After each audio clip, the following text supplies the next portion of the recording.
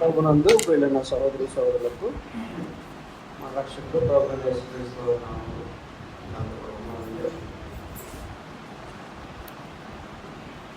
క్రీస్తు వారు మరి జీవితాన్ని మనం అనుదినం కూడా పరిశీలన చేయాలి, ఆలోచించాలి. ఎందుకంటే ప్రభు మనకు మారి ఆయన ఎలా జీవించడం లోపం అనేది మనం నేర్చుకోవాల్సి ఉంది. ఎందుకంటే మనం ఈ లోకంలో జీవిస్తున్న ప్రస్తుతానికి మనం పరలోకానికి వెళ్ళలేదు. కాబట్టి భూమి మీద మనం జీవిస్తున్నటువంటి కాలంలో ప్రభు యొక్క జీవితాన్ని దగ్గరగా మనం చూడటం అనేది చాలా అత్యవసరం. ఎందుకంటే పేతురు గారు ఆయన చెప్పినారు, ఆయన ప్రభు తన అడుగుజాడులో నడుచుకున్నట్లుగా మనం మాదిరి మించిపోయాడు. ఆయన వచ్చేటువంటి కారణం అదొకటి, మనం మాదిరి ఈ లోకంలో ఎలాగో మనం జీవించాలి అనేటువంటిది ఆయన క్రీస్తు వారు మనకి నేర్పించినటువంటి గొప్ప సంగతి. అందువలన ప్రియ సహోదరులారా, క్రీస్తు వారు జీవిస్తున్నటువంటి కాలంలో ప్రధాన యాజకులు, పెద్దలు, చాలా మంది శాస్త్రులు, పరిశీలకులు అంతా కూడా వచ్చారు. ప్రభుకి ఒక పేరు పెట్టారు ఆయనకి. ఏంటంటే పాపుల స్నేహితుడు అని పేరు పెట్టినారు ఆయన. పాపుల స్నేహితుడు అని. కాబట్టి ఆయన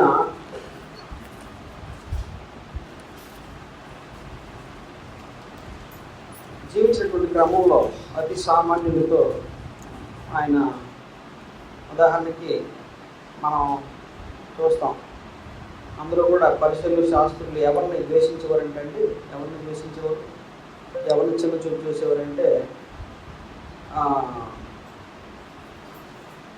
సొంతలు చిన్న చూపు చూసేవారు కదండి. సొంతలు అంటే మనకు తెలుసు కదా, సొంత వసూలు చేసేది, ట్యాక్స్ కలెక్ట్ చేసేది. ఎందుకంటే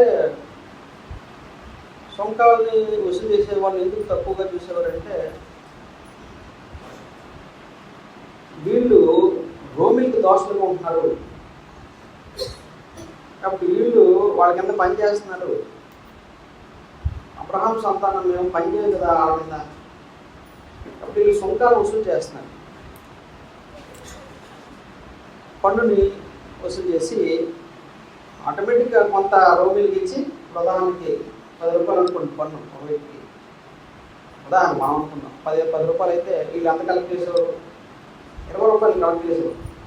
10 రూపాయలు ఉంచుకునేవారు, 10 రూపాయలు రోమిల్కి ఇచ్చేవాడు. ఇంకా అంతకన్నా ఎక్కువ ఉంచుకునేవారు మనకు తెలియదు, కానీ అలా ఉండేది పరిస్థితి. అందువలన మనకి ఈ పరిచయలు, శాస్త్రులు వీళ్ళంతా కూడా వాళ్ళ పాపులు, సుంకర్ల వాళ్ళు.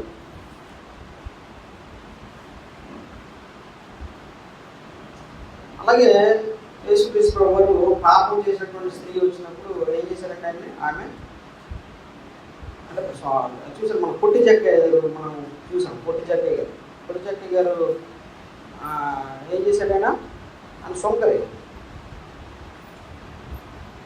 సొంకరైనప్పుడు ఏం చేశాడైనా చెట్టు మీద కూర్చున్నాడు. ప్రభు కోసం ఎదురు చూశాడు కదా, ప్రభు కోసం వేచి చూశాడు చెట్టు మరి ఆయన కోసం. అప్పుడు ప్రభు ఆయన చూసి, జక్కయ్య దిగురా, నేను మీ ఇంట ఉండవలసి ఉన్నాను అంతే కదా. అందువలన ఆయన ఆశ్చర్యపోయినాడు, అక్కడ ఉన్న కూడా ఆశ్చర్యపోయినాడు. ఎందుకంటే కారణం ఏంటంటే ఈయన ఎవరో, ఈయన ప్రభుకి తెలిసి ఉండదా, ఈయన అనుకున్నారు చాలా మంది, కానీ తెలుసు ఆయనకి. కాబట్టి ఆయన ఇంటికి వెళ్ళాడు సంతోషంగా, ప్రభు భోజనం చేశాడు. తర్వాత ఆయనతో మాట్లాడినట్టుగా మనం సంభాషిస్తారు కదా, ప్రభు మాట్లాడినప్పుడు భోజనం చేసేవాడు సంభాషిస్తాడు. ప్రభు ఇప్పుడు కూడా శిష్యులతో కూర్చొని భోజనం చేసేవాడు కదా ఆయనతో పాటు. కాబట్టి ఆయన సంభాషిస్తుంటాడు. ఆ మాటలో బహుశా ఏమంటే జక్కి ఉద్యోగంలోకి చర్చకెళ్ళి, కాబట్టి ఆయన అన్నాడు, మెత్త ప్రభు నేను ఎవరి దగ్గర అయితే అన్యాయంగా వసూలు చేశాను, నేను చేంజ్ చేస్తాను అన్నాడు, నేను 2 ఇచ్చేస్తాను.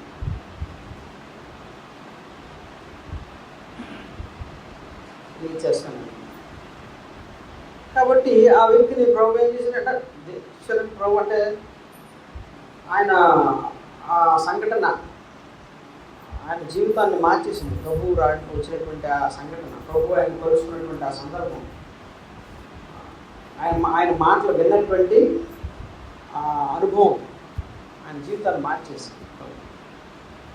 మొత్తానికి ప్రభు అలాంటి వారిని ఆయన ఏమాత్రం నిర్లక్ష్యం చేయలేదు. అలాగని చెప్పేసి ఆయన వాళ్ళతోటి ఆయన జీవితకాలంలో ఎక్కువగా ప్రయాణించినట్టు మనం చూస్తాం. ఉదాహరణకి మత్తయ్య గారు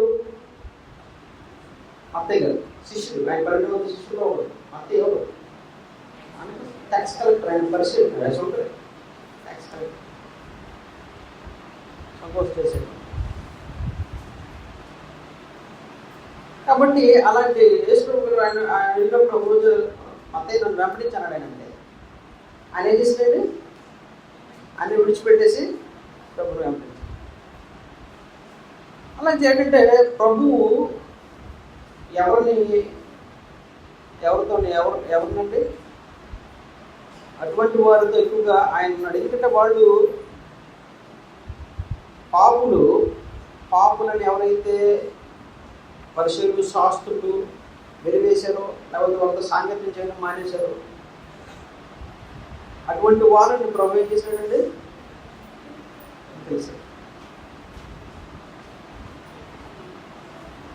వారిని చేర్చుకున్నాడు, వారితో కలిసి ఉన్నాడు, కలిసి భోజనం చేశాడు, కలిసి వారితో మాట్లాడాడు. ఆయన మాటలని జీవం కలిగినటువంటి దేవుడు ఆయన మాటలని వాళ్ళతో పంచుకున్నాడు. ఎంత గొప్ప అద్భుతం అండి, ఎంత గొప్ప అదృష్టం, అంత గొప్ప భాగ్యం అండి.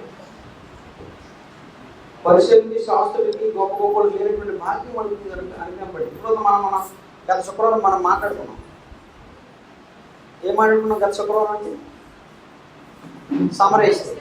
సమరయిస్తే ఎవరైనా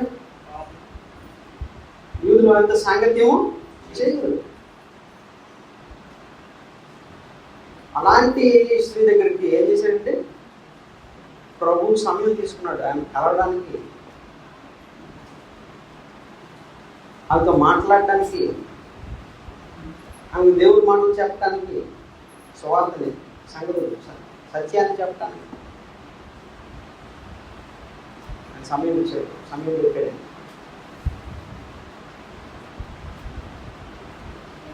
కాబట్టి పాపి అనే స్త్రీ మనకు తెలుసు. సీమోనెంట్లో భోజనం చేస్తున్నప్పుడు పాపి అనే స్త్రీ వచ్చింది. స్త్రీ వస్తే ఏం చేసిందామె? ప్రభు పాదాలని కన్నీరుతో కడిగి ఏం చేసిందామె? అత్తలతో తల నుంచి అత్తలు పోసి ఆయన పాదాలను ముద్దు పెట్టడం మానలేదు. కాబట్టి సీమోనాడు ఈమె ఎవరు తెలియదు ప్రభుకి, ఎలాడుతుంది ఆయన కింద. అప్పుడు ఆయన హృదయ ఆలోచన చేసినటువంటి ప్రభు చెప్తున్నాడు, సీమోను నాకు అంతా తెలుసు, నేను ఎవరో నాకు తెలుసు, కానీ ఈమె నన్ను ఎక్కువగా ప్రేమించింది, ఈ విస్తారమైన పాపాలు. అందువల్ల యేసు ప్రభు గారి జీవితంలో మనం చూసినప్పుడు ఆయన ప్రేమించినటువంటి వాళ్ళు ఎవరంటే సామాన్యులు, పాపులని విలువైనటువంటి వాడు, చిన్న చూపు చూడబడినటువంటి వాడు యేసు ప్రభు వారిని ప్రేమించారు. యేసు ప్రభు కూడా వాళ్ళతోటే ఎక్కువ ఉన్నాడు. ఇది చూసినటువంటి శాస్త్రులు పరిశీలు ఆయన దగ్గరికి వచ్చి ఆయన ఏమన్నాడంటే పాపుల స్నేహితుడైన.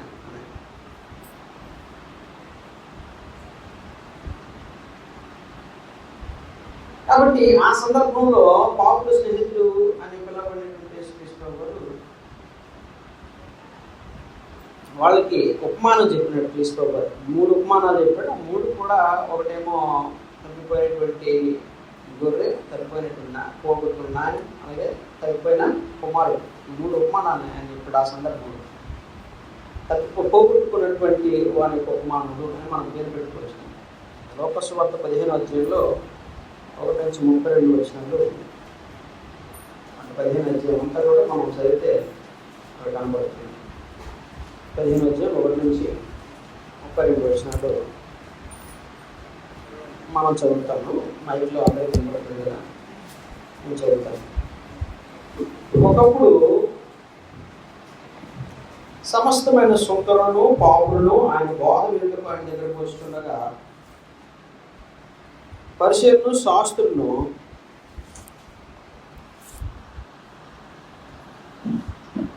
అది చూచి ఇతడు పాపులను చేర్చుకుని వారితో కూడా భోజనం చేర్చున్నాడని చాలా సనుక్కుంది. అందుకు ఆయన వారితో ఉపమానం చెప్పింది, మీరు ఏ మనుషునికైనా 100 గొర్రెలు కలిగి ఉండగా వాటిలో ఒకటి తప్పిపోయిన అతడు 99 అడవిలో విడిచిపెట్టి తప్పిపోయినది దొరుకు వరకు దానిని వెదకగలడా? అది దొరికినప్పుడు సంతోషంతో దానిని తన భుజం మీద వేసుకుని ఇంటికి వచ్చి తన స్నేహితులను పొరుగు వారిని పిలిచి, మీరు నాతో కూడా సంతోషించుడి, తప్పిపోయిన నా గొర్రె దొరికినదని వారితో చెప్పును కదా. అటువలే మారు మనసు అక్కర్లేని 99 మంది నీతిమంతుల విషయమై కలుగు సంతోషం కంటే మారు మనసు పొందు ఒక్క పాపి విషయమై పరలోకమందు ఎక్కువ సంతోషము కలుగును. ఏ స్త్రీకైనను 10 వెండి నాణెములు ఉండగా వాటిలో ఒక నాణెం పోగొట్టుకుంటే ఆమె దీపం వెలిగించి ఇల్లు ఊడ్చి అది దొరుకు వరకు జాగ్రత్తగా వెదకదా? అది దొరికినప్పుడు తన చెలికెత్తలను పొరుగు వారిని పిలిచి నాతో కూడా సంతోషించుకుని నేను పోగొట్టుకున్న నాణ్యం దొరికినదని వారితో చెప్పును కదా. అటువలే మారు మనసు పొంది ఒక పాపి విషయమై దేవుని దూత ఎదుట సంతోషము కలుగునని మీతో చెప్పుచున్నాను. మరియు ఆయన ఇట్లనే ఒక మనుషునికి 2 కుమారులు ఉండేవి. వాళ్ళ చిన్నవాడు తండ్రి ఆస్తిలో నాకు వచ్చి భాగమని తన తండ్రి అడుగుగా అతడు వారికి తన ఆస్తిని పంచిపెట్టింది. కొన్ని దినముల తర్వాత ఆ చిన్న కుమారుడు సమస్తమును కూర్చుకుని దూరదేశంలో ప్రయాణమైపోయి అతడు తన ఆస్తిని దుర్వ్యాపారం వలన పాడు చేసింది. అది అంతయు ఖర్చు చేసిన తర్వాత ఆ దేశముందు గొప్ప బరువు రాగా వాడు ఇబ్బంది పడసాగి వెళ్ళి ఆ దేశస్థులలో ఒకరిని చెంత చేయండి. అతడు కొందరుని మేపుటకు తన పొలంలోనికి వాడిని పంపిణీ. వాడు కొందరు తిని పొట్టుతో తన కడుపు నింపుకొని ఆశపడను కానీ ఎవడనూ వానికి ఏమీ ఇయ్యలేదు.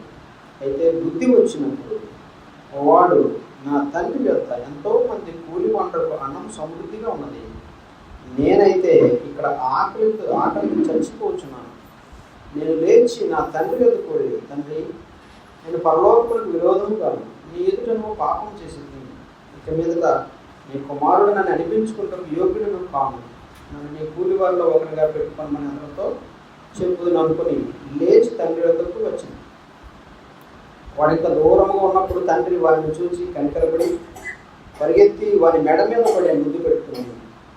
అప్పుడు ఆ కుమారుడు అతనితో, తండ్రి, నేను పరలోకములకు విరోధముగాను నీ ఎదుటను పాపం చేసింది. ఇక మీద నీ కుమారుడిని అనిపించుకున్నట్టు యోగ్యులను కానేను.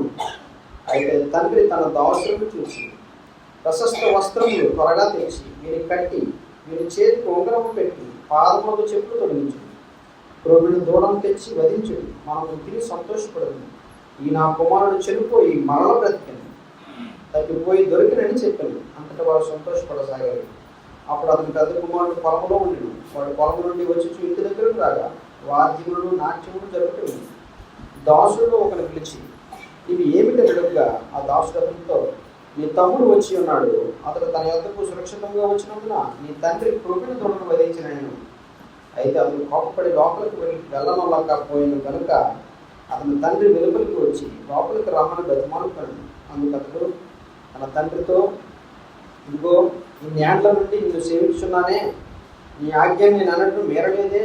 అయినను నా స్నేహితులతో సంతోషపడినట్టు నీవు నాకెన్నడూ ఒక మేకపిల్లనైనా ఇయ్యలేదు.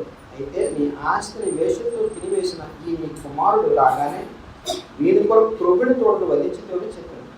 అందుకని కుమారుడా, నీ వెళ్ళప్పుడు నాతో కూడా ఉన్నావు, నావన్నీ నీ నన్ను సంతోషపడి ఆనందించిన యుక్తమే. ఈ నీ తమ్ముడు చనిపోయి తిరిగి బ్రతికిండు, తప్పిపోయి దొరికినని అతనితో చెప్పి. సో ఇక్కడ మనం గమనించాల్సినటువంటి సంగతి మూడు ఉపమానాలను మనం చూస్తాం. యేసు ప్రభువు చెప్పిన 3 ఉపమానాలు మనకి ఇక్కడ కనబడుతున్నాయి. కాబట్టి 3 ఉపమానాల్లో మనం గమనించాల్సిన విషయం ఏంటంటే,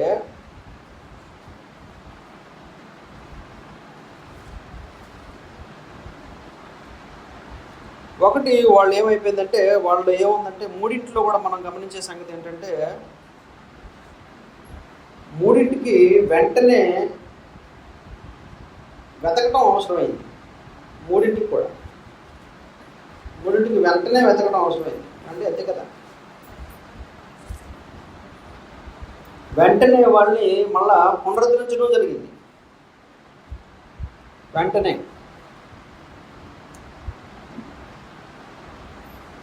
మళ్ళా యథాస్థితికి మళ్ళీ తీసుకురావడం జరిగింది మూడింట్లో కూడా. అంటే తప్పిపోయిన విషయంలో, గొర్రె విషయంలో కానివ్వండి, తప్పిపోయిన వెంటనే వెతికింది. పోగొట్టుకున్న నాణ్యం వెంటనే వెతికింది. అంతేనా. తప్పిపోయిన కుమారుడు ఏం చేశాడండి? వెతికాడు కదా, తండ్రి ఎదురు చూశాడు. మూడింటిని కూడా ఒక్కసారి అంటే మూడింటిని మళ్ళా పునరుద్ధరించడం మనం చూస్తాం. మూడు పునరుద్ధరించబడడం చూస్తాం. అంటే తిరిగి చేర్చుకోబడ్డాం. గొర్రెపిల్ల తిరిగి తీసుకున్నాడు దేవుడు. జ్ఞానం మళ్ళీ దొరికింది. తప్పిన కుమారుడు తిరిగి వచ్చాడు.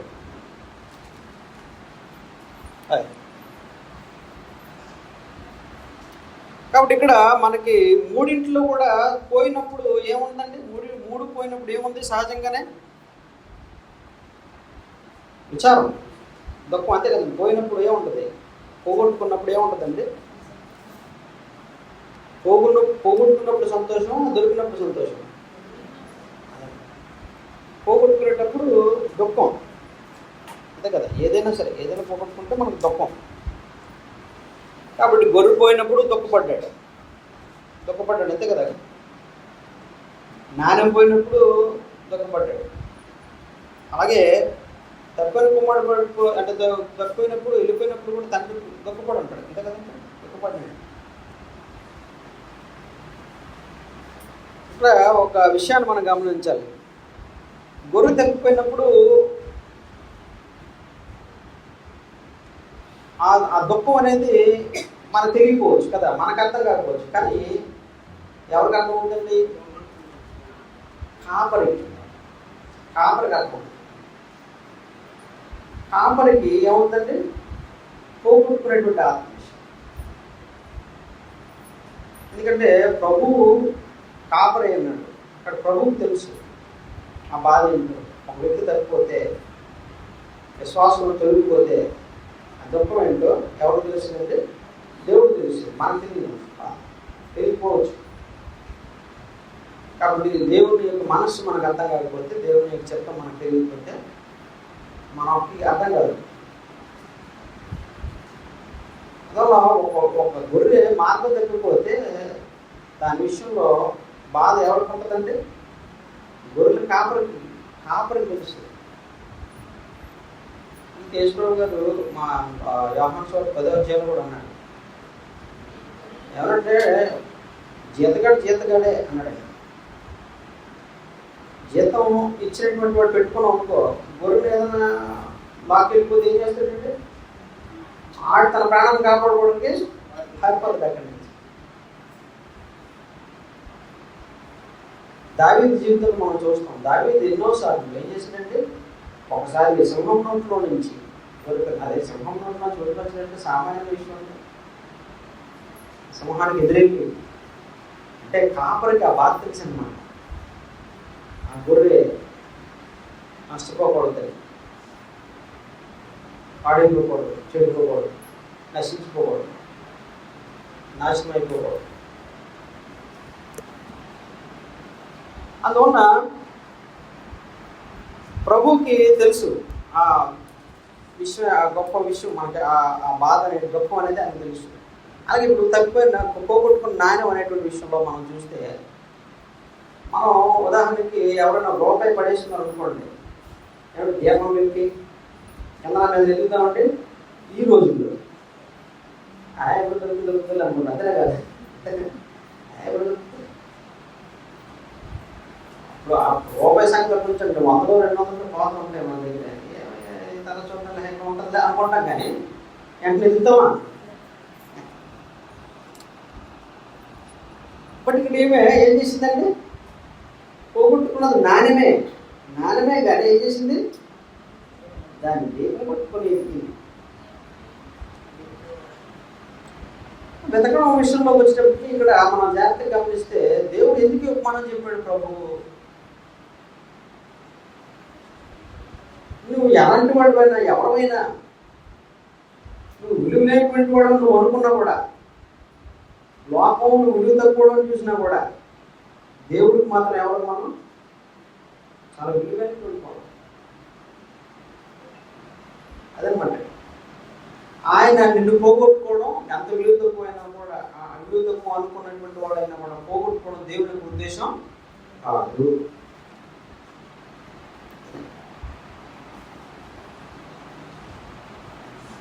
అందువల్ల ఆయన ఎంత దుఃఖపడిందో, దొరికినప్పుడు అంత సంతోషం, దొరికినప్పుడు అంత సంతోషపడింది. కాబట్టి అందరినీ పిలిచి ఆమె ఏం చేసిందంటే, నాకు దొరికింది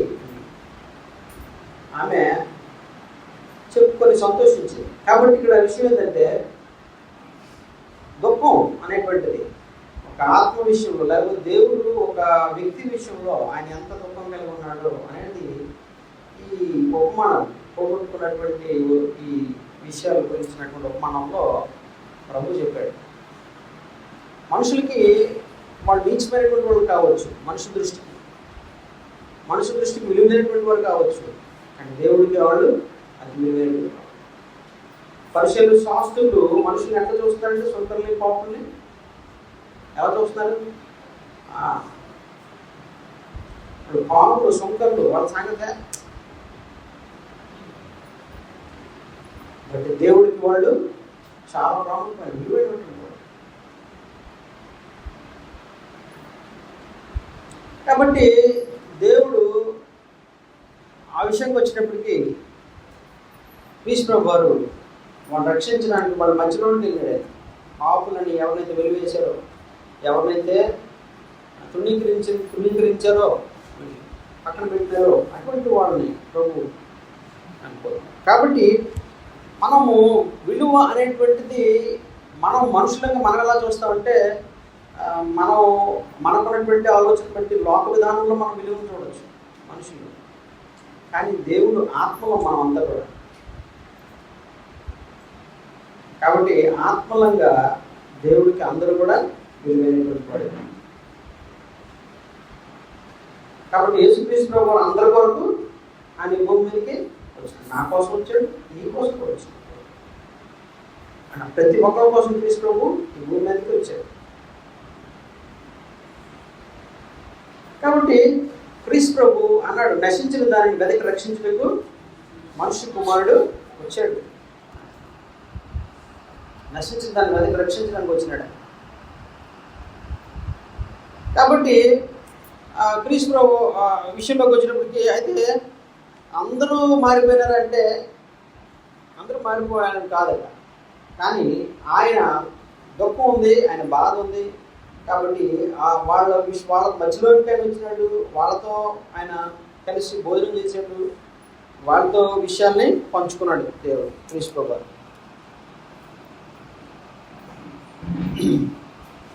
అలాగే ఇంకొక విషయాన్ని మనం గమనించినప్పుడు ఇక్కడ మూడింట్లో కూడా అవి ఒంటరిగా మిగిలిపోయినాయి. అటు గొర్రె, తప్పిపోయిన గొర్రె వెళ్ళిపోయినప్పుడు ఏమైందండి? ఒంటరిది అయిపోయింది. ఇటు తప్పిపోయిన కుమారుడు కూడా, అంటే కాసు అంటే తప్పిపోయిన నాణ్యం అంటే నాణ్యం ఉండి ఒంటరిదనం అనేది తెలియదు అని అనుకున్నా కూడా, కానీ గొర్రె ఏమనిపించిందండి? నిస్సహాయత, ఒంటరితనం. తప్పిపోయిన కుమారుడు కూడా. సో కాబట్టి ఇక్కడ మనం చూసినప్పుడు మనకు అర్థమైనటువంటి సంగతి ఏంటంటే,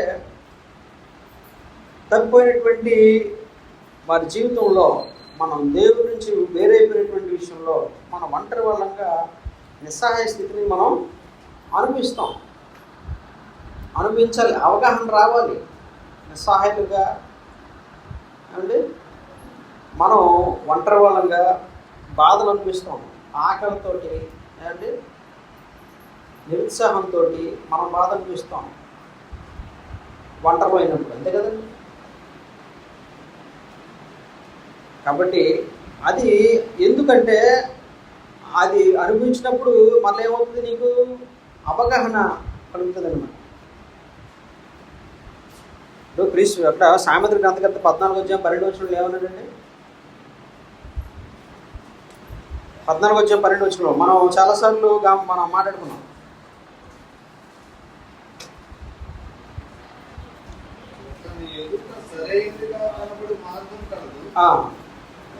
అయితే తొదకు అది మరణమునకు త్రోవతీయును. కాబట్టి ఒకటే సరైనదిగా కనబడు మార్గం కలదు అన్నాడు.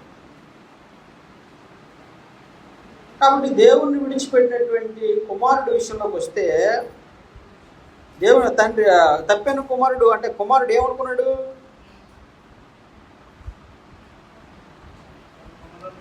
తన తండ్రి దగ్గర తన అసహనం వ్యక్తం చేశాడు, అంతే కదా. అసహనం గురైనాడు. ఏంటి నేను చెప్పింది నేను అనుకున్నట్టు జరగదే, మా నాన్న చెప్పినట్టే జరగాలనుకుంటాడే, అంతే కదండి. కాబట్టి ఇంకేమనుకున్నాడు? తనకి ఇష్టం వచ్చినట్టు చేయడానికి అవ్వట్లేదే, కుదరదే అనుకున్నాడు, అంతే కదండి. ఇప్పుడు మన ఇంట్లో కూడా, మన గృహాల్లో కూడా తప్పైనటువంటి తండ్రులు ఉంటారు, తప్పైన తల్లులు ఉంటారు, తప్పైన కుమారులు ఉంటారు, కుమార్తెలు ఉంటారు, తప్పైన అన్నలు ఉంటారు, తప్పైన చెల్లెలు కూడా ఉంటారు. మన కుటుంబాలు ఉంటారా? ఉంటారు.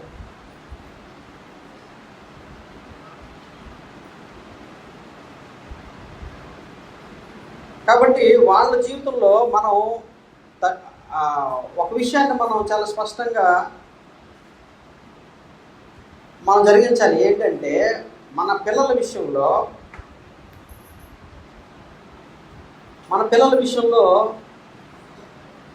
మనము వారు అనుకున్నట్టుగా మనం చెయ్యం. మా అమ్మాయికి ఫీవర్ వచ్చినప్పుడు కానీ వాళ్ళు ఏం అడుగుతారంటే, ఫీవర్ వచ్చినా కూడా ఐస్ క్రీమ్లు అడుగుతారు, అంతే కదండి. ఎప్పుడైనా మీకు అనుభవం అవుతుందా లేదా? మీ పిల్లలు ఫీవర్ వచ్చినప్పుడు ఐస్ క్రీమ్లు అడుగుతారు. డాక్టర్ ఏమో చెప్తాడు చాలా స్పష్టంగా. డాక్టర్ కొంతమందికి హాస్పిటల్కి వెళ్ళి చెప్తాడు కదా, నువ్వు చాక్లెట్లు ఐస్ క్రీమ్లు ఇవ్వద్దండి అంటాడు తల్లిదండ్రులు. వాళ్ళు చెప్పవలసిన లేదు, తల్లిదండ్రులు కూడా తెలుసు ఈ దగ్గు కఫం ఉండేటప్పుడు. ఎందుకంటే మళ్ళీ వస్తుంది కదా మనకి, ఈసారి చలికాలం చాలా ఎక్కువ ఉంటుంది కదా, పేపర్ వేసి మరి ఎంతవరకు ఉంటుంది మనకి, అది ఎక్కువ చలి ఉంటుందట. అందుకని జాగ్రత్త పడండి, తస్మత్ జాగ్రత్త అని వార్తలో చెప్తున్నాడు. ఏం ఎట్లా ఉంటుందో మనకు తెలియదు. ముఖ్యంగా మా బోటోళ్ళకి కొంచెం ఇబ్బంది. ఎందుకంటే మా బోటోళ్ళకి ఆస్తమాలు ఉంటాయి కదా, ఆయాసాలు ఉంటాయి, దగ్గులు ఆయాసాలు కొంచెం ఇబ్బంది. వాళ్ళందరికీ ఇబ్బందే. చిన్నపిల్లలు జాగ్రత్తగా వెచ్చగా ఉండే దుస్తులు, వెచ్చగా బయటికి సాయంకాలం చదివి వెళ్ళకుండా జాగ్రత్తలు పాటించగలిగితే కొంచెం సేఫ్గా ఉంటారు. అంటే పెద్దలు కూడా ఏం చేసుకోవాలా, మఫ్లర్లు గట్రా పట్టుకోవాలి కదా. కాబట్టి జాగ్రత్తగా ఉంటే కొంచెం సమస్యలు పడవన్నమాట. కాబట్టి ఇక్కడ అట్లాగా పిల్లలకి చలికాలం అయ్యే, జ్వరం వచ్చిందయ్యే, కానీ వాళ్ళు ఐస్ క్రీమ్ కావాలని కోరినారనుకో, మా ఇంట్లో రూల్ ఉంది. ఏంటి తెలుసా? మా ఇంట్లో మేము పెట్టుకున్న రూల్ ఏంటంటే, నవంబర్ డిసెంబరు అంటే ఈ చలికాలం వర్షాకాలంలో no ice creams, no chocolates. Chocolate ఒక తిన్నా కూడా ముక్కే. ఎందుకట్లా? మరి ఎండాకాలంలో మళ్ళా ఓకే, ఎండాకాలంలో ఓకే ఐస్ క్రీమ్స్ నేనే ఇప్పుడు తీసుకొస్తాను, నేనే కొని పెడతాను, లేదా నేనే తీసుకెళ్తాను. ఎందుకు అట్లాగా?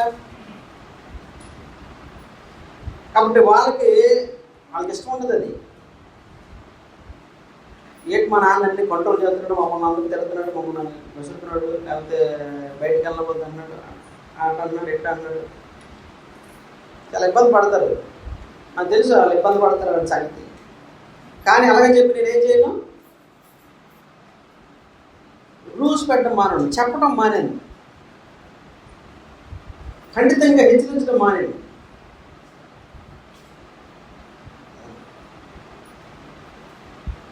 కాబట్టి సహజంగానే టీనేజ్కి వచ్చేటప్పుడు పిల్లలకి తల్లిదండ్రులు చెప్పేటువంటి సంగతులు నచ్చవు. ఎందుకంటే వాళ్ళ మైండ్కి వచ్చేస్తారు, మా అమ్మ నాన్నకి ఏం తెలియదు అనే ఫీల్డ్లోకి వచ్చేస్తారు. నీకు ఏం తెలియదు, నాకు తెలిసినంత కూడా తెలియదు ఇది అనుకుంటారు. ఆల్రెడీ నాకు ఏంటి ఇంత ఎర్రలో ఉన్నారు మా అమ్మ నాన్న అని చూస్తుంటారు. అంటే కొంతమంది మాట అనేస్తారు కూడాను. నీకేం తెలియదు పో అంటారా అమ్మ నాన్న అంటారా, నీకేం తెలుసు అంటారా. వాళ్ళ మైండ్లో ఆ ఫీలింగ్లోకి వచ్చేస్తారు కదా. కాకపోతే అదంతా ఉంటుందని మనకు తెలుసు. ఎప్పుడు తెలుస్తుంది? వాళ్ళకి తెలిసేటప్పటికి ఇప్పుడు నేను అనుకోవడం ఉంటుందిరా అని తెలుసుకోవడానికి ఎంత టైం పడుతుంది. మళ్ళా వాళ్ళు పెద్దోళ్ళు అయ్యి వాళ్ళ పిల్లలు పుడితే అప్పుడు తెలుస్తుంది, అంతా తెలియదు వాళ్ళకి.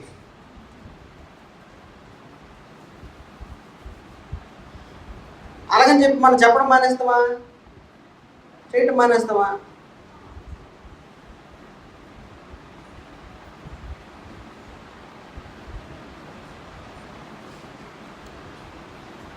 తండ్రి తప్పైనటువంటి అంటే తండ్రి కుమారుడి విషయంలో చూడండి, ఆస్తిని అడిగాడు. ఏమడిగాడు? ఆస్తిని అడిగాడు. ద్వితీయోపదేశకాండం 23:17 మనం చూసినప్పుడు ఆస్తి అనేది ఇశ్రాయేలు యూదుల ప్రకారంగా ఆస్తిని ఎలా పంచిపెట్టాలి? ఇద్దరు కుమారులు ఉన్నారు కదా, ఇద్దరు కుమారులకి ఆస్తిని ఎలా పంచిపెట్టాలి?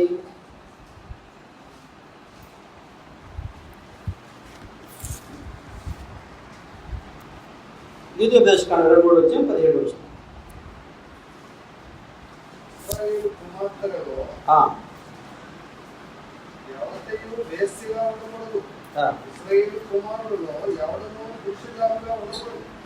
ద్వితీయోపదేశకాండం అంటే ద్వితీయోపదేశకాండం 23 అని చదువుతున్నారు. 10 చాలు. 23:17 చదువు.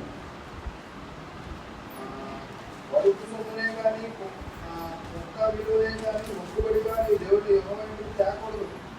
ఏలయనగా ఆ రెండును మీ దేవుడైన యెహోవాకు హేయు.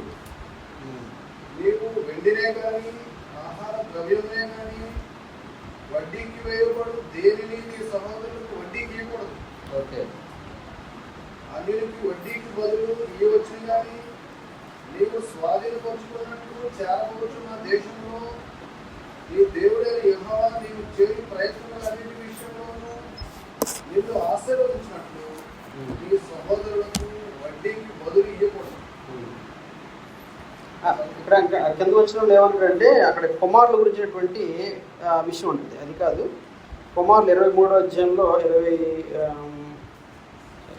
అక్కడ ఏమంటుందంటే 2 భాగాలు ఇవ్వాలి. ఎవరికి? పెద్ద కుమారుడికి. పెద్ద కుమారుడికి ఎన్ని ఇవ్వాలంటే 2 భాగాలు.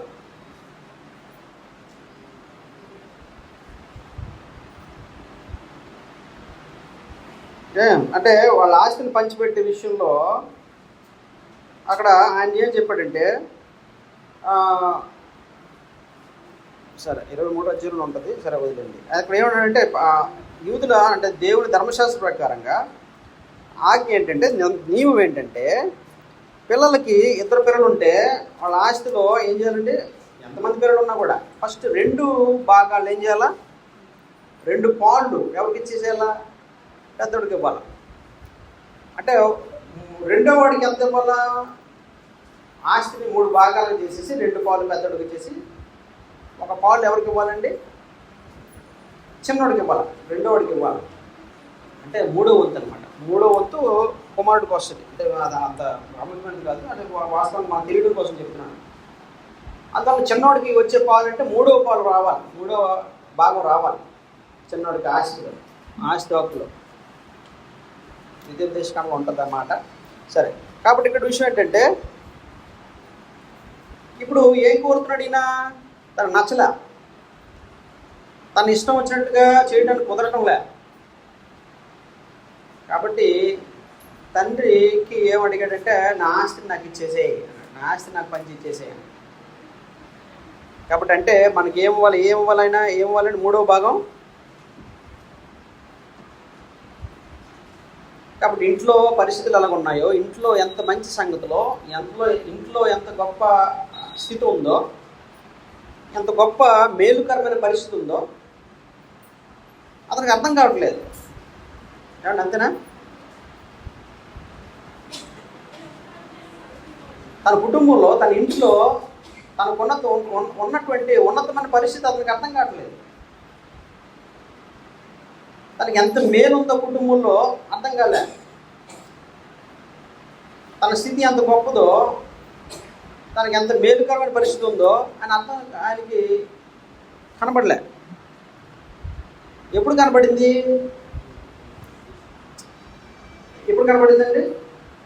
ఆయన వెళ్ళిపోయి ఒంటరిగా అయిపోయి చాలా సమస్యలు పడ్డాడే, చాలా బాధపడిన తర్వాత అప్పుడు అర్థమైంది, అయ్యో నా తండ్రి ఇంటిలో అనేక మంది పనివారు ఉన్నారే, వాళ్ళందరూ చక్కగా భోజనం చేస్తున్నారే అనేది అప్పుడు అర్థమైంది అనుకోండి. కానీ ఇప్పుడు ఇంట్లో ఉన్నప్పుడు ఆ విషయం అర్థం కాలేదని. ఇంట్లో తనకున్నటువంటి ఉన్నతమైన పరిస్థితి, మేలుకరమైన స్థితి అతనికి అర్థం కాల. అందుకని ఏమన్నాడంటే, నాకు నా ఆస్తి నాకు ఇచ్చేసేయాలి, ఆస్తి నాకు పంచిచ్చేసే అన్నాడు. అయితే తండ్రి ఏమండి బహుశా బాధపడి ఉంటాడు, దుఃఖపడి ఉండడా? ఎంత బాధపడి ఉంటాడు. కానీ అలాగని చెప్పేసి తండ్రి ఏం చేశాడండి, తన కాళ్ళు వేలపడి వెళ్ళిపోతున్నాడు అడ్డుకొని మళ్ళీ వెనక్కి లాక్కొచ్చి ఏమంటే బలవంతంగా లోపల పెట్టినాడా?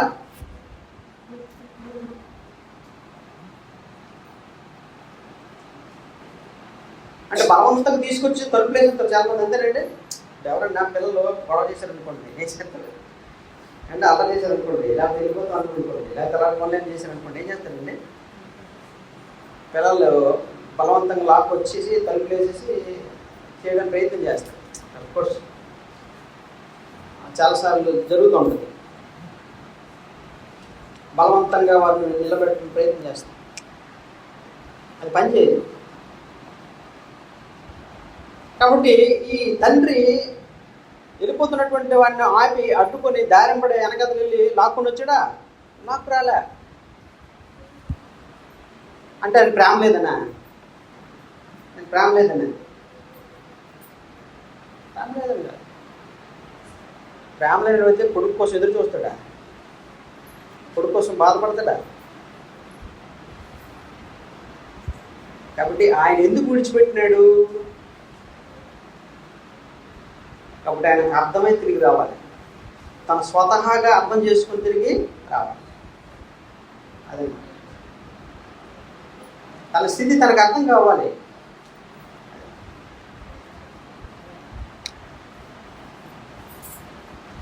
కాబట్టి ఆయన ఎప్పుడు అర్థమైంది కుమారుడికి? తను వెళ్ళిపోయిన తర్వాత తన ఆస్తితో, ఎందుకంటే తనకి ఇష్టం వచ్చినట్టుగా జీవించడం మొదలుపెట్టాడు. తన స్నేహితులకి ఏమంటే త్రాగుబోతులు, బిందులు, వేషలతో ఇవన్నీ కూడా ఖర్చు పెట్టేసాడు. కాబట్టి ఒకనొక సమయంలో సమస్యలు చిక్కుకున్నాడు. కాబట్టి తన సహోదరులు కౌలు పెట్టాడు. బహుశా జైలు కూడా పోయి ఉంటాడు, జైల్లో కూర్చొని ఉంటాడు. తన సహోదరుల్ని, తన స్నేహితుల్ని ఎవరైతే ఒకప్పుడు తనతో ఆనందించారో, తనతో కలిసి సంతోషించారో, తన ఆస్తిని, తన డబ్బుల్ని అనుభవించారో వాళ్ళని కౌలు పెట్టాడు. కానీ ఎవరు కూడా వచ్చుండా ఎవరు రా.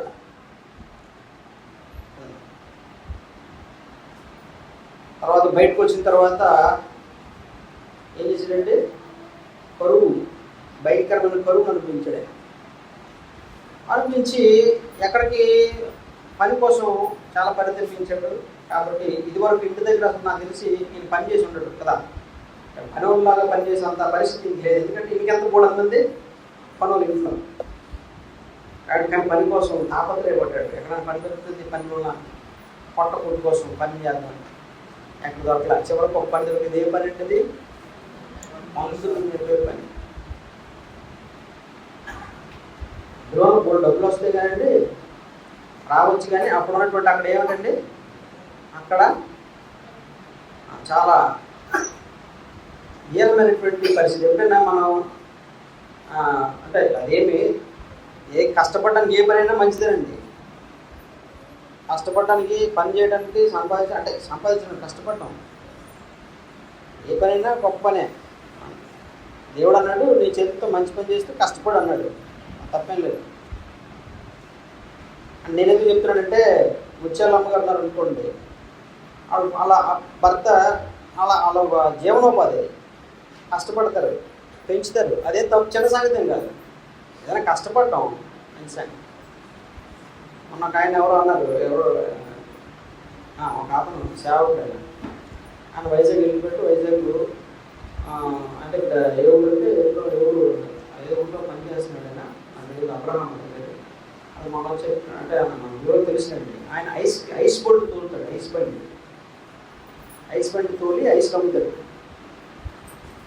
ఆయన మొన్న అంటుండు, ఆయన అంటుండే మేము అనుకున్నాం ఇది ఇంత అంటే ఇంత పని చేస్తున్నాడా అని. నేను అన్నాను కష్టపడడానికి ఏ పని మంచి పని చేస్తున్నాడు కదా. మనకి సరిగ్గా ఇంట్లో పరిస్థితులు బట్టి వారంలో కొద్ది రోజులు వైజాగ్ వెళ్ళి బండి వేస్తాడు ఆయన ఎక్కడంటే పని చేస్తున్నాడు, ఇక్కడ ఫార్మ్ హౌస్లో పని చేస్తాడు సోవర్కి. అయితే నేను తర్వాత చెప్పాడు ఆయన, నాకు కరెక్ట్గా నుండి 5 కంటే 6,000 అవుతుందండి అన్నాడు.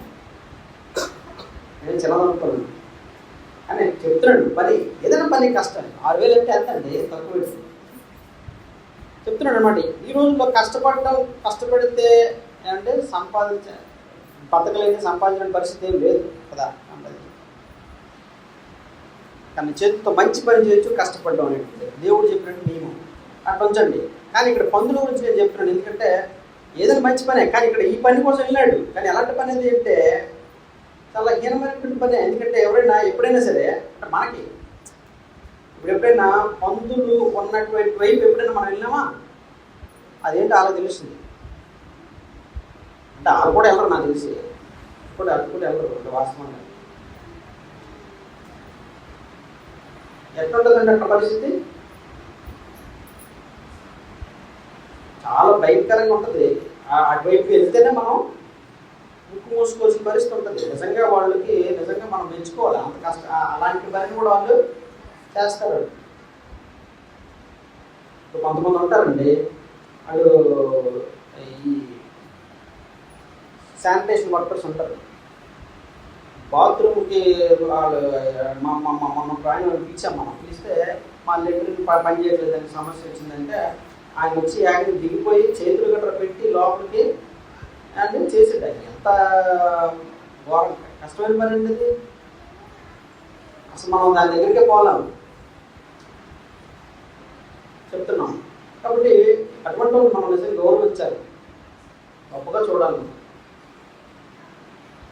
కాబట్టి ఇక్కడ విషయం ఏంటంటే ఇక్కడ మనం ఆ వైపుగానే వెళ్ళడానికి భయపడతాం. ఆ స్మెల్, ఆ దుర్వాసన, భయానకమైనటువంటి పరిస్థితి, పందులు ఉండేటువంటి స్థితి మనం చూస్తున్నాం. కానీ అలాంటి పరిస్థితుల్లోకి వెళ్ళాడు. అక్కడికి వెళ్ళి ఏం చేసినట్టు ఆయన పని చేయడం మొదలుపెట్టాడు. కానీ ఆయన ఆ పందులు పెట్టేటువంటి ఆహారం కోసమైనా ఆ పని చేద్దాం అనుకున్నాడు. కానీ అది కూడా అవకాశం,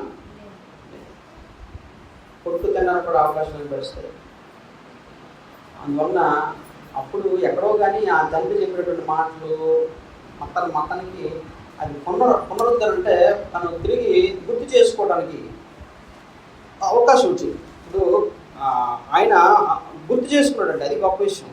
ఏది, తన స్పృహలోకి వచ్చాడు, తను గుర్తు చేసుకున్నాడు తన తండ్రి అంటే ఎట్లా ఉండేది, తన పరిస్థితి, తన ఒంటరితనం, తన పరిస్థితి, తన నిస్సహాయమైన స్థితి, అంటే తన హీనమైన పరిస్థితి, తన ఆకలి, ఇవన్నీ కూడా ఏం చేసే ఒకసారి అతనికి బహుశా తన తండ్రి దగ్గర నేర్చుకున్నటువంటి విషయాలు అవన్నీ కూడా ఒకసారి మళ్ళీ గుర్తొచ్చి ఆ పరిస్థితి మళ్ళీ తండ్రి ఇంటిని, తను ఉన్న స్థితిని, తన తండ్రి మాటని ఒకసారి జ్ఞాపకం చేసుకున్నాడు, స్పృహలోకి వచ్చాడు. అందువల్ల అప్పుడు ఏం చేశాడంటే ఏమన్నాడు, తండ్రి నేను ఎదుట ఉండడానికి నేను యోగ్యుడును, నీ కుమారుడు నడిపించుకోవడానికి యోగ్యుడును కానన్నాడు. అంతేనా? కాబట్టి అది నిజంగా చెప్పుకుంటాడు కదండి ఆయన. ఇక మీద నీ కుమారుడిని నడిపించుకోవడానికి యోగ్యుడును కాను, నన్ను నీ కూలి వాళ్ళను ఒకరిగా పెట్టుకొని అతనితో చెప్పుదును అనుకుని లేచి తండ్రి యొద్దకు వచ్చి. సో మనం చాలాసార్లు ఏం చేస్తూ ఉంటాం అంటే మనం పాపం చేస్తూ ఉంటాం లేదా తప్పు చేస్తూ ఉంటాం. పాపం ఎంత భయంకరమైనదంటే పాపము మనం వెలకెట్టలేనటువంటి ఖరీదుని మన దగ్గర నుంచి వసూలు చేస్తుంది. మనం ఊహించం మన పాపం యొక్క ఖరీదు ఎంత ఉంటుందని మనం ఊహించం. ఎందుకంటే ముందు మనకి అది కనపడదు, ఆ పైపెచ్చు అది ఆనందంగా ఉంటుంది, కానీ దాని ఖరీదు దాని వెల చాలా ఎక్కువైంది. మనం అనుకున్న దానికంటే ఎక్కువ కాలం ఎక్కువ లోతుకి మనం తీసుకెళ్ళిపోద్ది పాపం. అందువలన పాపం అనేది చాలా భయంకరమైనటువంటి పరిస్థితి. ఒకడు పాపమునకు దాసుడు అవుతాడు అనలేనా, పాపం నీ మీద యజమానిగా ఉంటుంది. కాబట్టి అలాంటి స్థితిలోని పాపం తీసుకెళ్ళిపోద్ది. ఎంత స్థితిలో కంటే దాని పర్యవసానాలను మనం అనుభవించి దాన్ని మన జీవితాంతం అనుభవించాల్సిందే. ఇప్పుడు ఉదాహరణకి ఇప్పుడు కాలింది అనుకోండి, మనకి అంటే అగ్గి దగ్గరికి వెళ్ళాం, కాలినప్పుడు ఏమవుతుందండి, మనకు స్పృహ వస్తుంది, అయ్యో కాలిపోయిందని. కానీ మనం మందులు రాసుకుని మందులు తిన్నా కూడా తర్వాత కూడా ఎలా బ్రతకాలి? మచ్చలతో బ్రతకాల్సిందే. చాలామంది మొక్కలు గట్రా కాలిపోయిన చూసారు మీరు ఎప్పుడైనా? కాలిపోతాయి. కాలిపోయిన తర్వాత వాళ్ళు ఎలా బ్రతుకుతారు? వాళ్ళు ఆ కాలిపోయినటువంటి మచ్చలతో బ్రతుకుతారు, బతకాలి జీవితాంతం. వాళ్ళు అవతరోడు నచ్చకపోవచ్చు, లేకపోతే అవతరోడికి అసహించుకోవచ్చు, అంటే ఆ పరిస్థితి దాని పర్యవసానాన్ని అనుభవించాల్సిందే, తప్పదు, వేరే చాయిస్ లేదు. ఇక్కడ 3వ వంతు ఆస్తిని ఏం చేశాడు? ఈయన వేసుల పాలు చేసేసాడు. వేసుల పాలు చేసేసినటువంటి వాడు ఎందుకంటున్నాడంటే ఆ మాట కిందకు వచ్చినప్పుడు తండ్రి ఏమన్నాడు? రెండో కుమారుడు వచ్చాడు. రెండో కుమారుడు వచ్చి ఆయన కూడా పాపం చేసేటువంటి వాడు, ఎందుకంటే సహోదరుడు చేర్చుకోలేకపోతాడు. ఆయన అన్నాడు, నేను ఇంత ఉన్నాను కదా, నేను ఇంతకాలం ఉన్నాను కదా, నాకు ఏమైనా ఇచ్చావా చేసావా అన్నాడు ఆయన. అంతేగాని తమ్ముడు వచ్చినాడు, సహోదరుడు వచ్చాడని సంతోషించలేకపోతాం, తను చేర్చుకోలేకపోతున్నాడు, అంగీకరించలేకపోతున్నాడు. కాబట్టి ఇక్కడ ఆయన ఏమన్నాడంటే ఆయన కూడా తప్పిపోయినాడే, కానీ దేవుడు ఎంత గొప్పవాడో చూడండి. ఇక్కడ అందరూ తప్పిపోయిన వాళ్ళే, ఆయన ఒక్కడే తప్పిపోయాడు. అందుకే దేవుడు ఏమన్నాడు? అందరూ పాపం చేశాడు. పాపాల్లోనే ఒకరు ఎక్కువ పాపం చేయొచ్చు, ఒకరు భయంకరమైన పాపం చేయొచ్చు, ఒకరు తక్కువ పాపం చేయొచ్చు, కానీ తేడా ఏం లేదు, అందరూ పాపం చేస్తున్నారు. మనందరూ తప్పిపోయిన.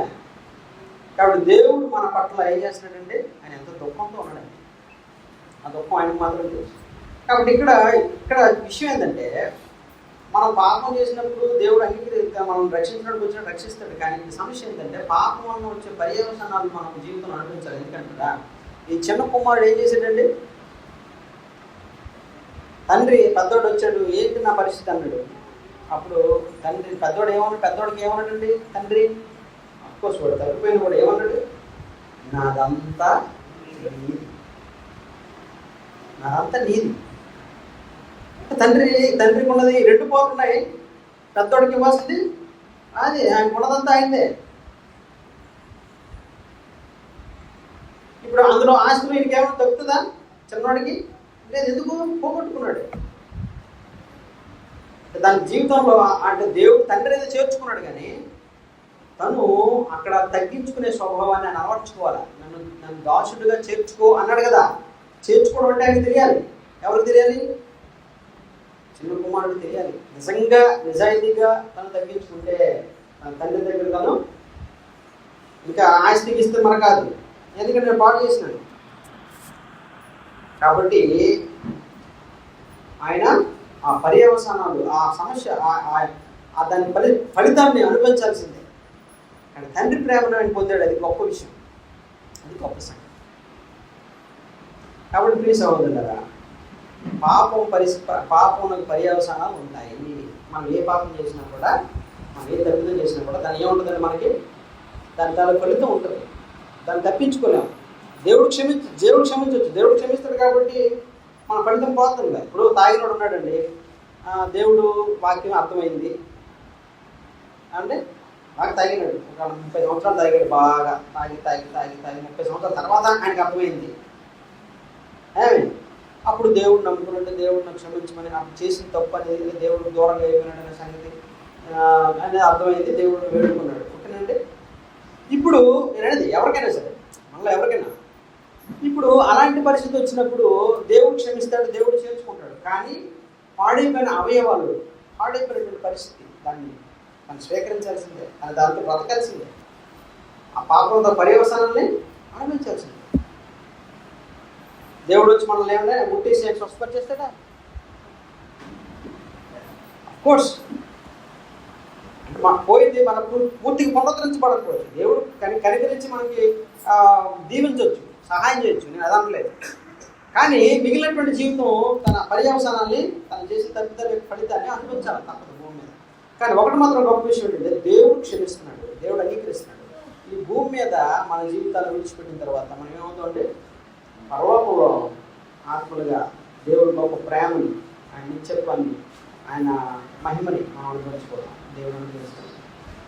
కాబట్టి ఈ భూమి మీద పర్యవసానం ఉన్నాయి పాపానికి, అది మనం గుర్తించాలి.